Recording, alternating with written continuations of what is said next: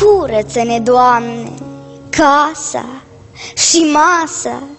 și duhul și trupul de toate rătăcirile, de toate păcătuirile, de toate nelăgiuirile, așa încât să nu ne rămână decât o singură grijă, un singur drum, o singură dragoste și o bucată de pâine pe masă.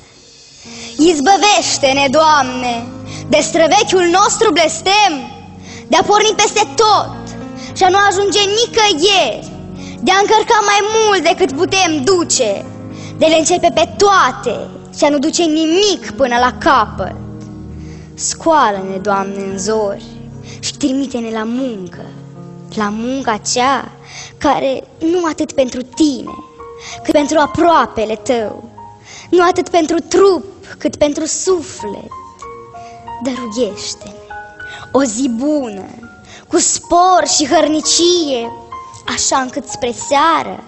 întorși acasă, împăcați cu sine și cu lumea din jur, să cinăm cu ceea ce ni s-a dat, pâine și apă, atât.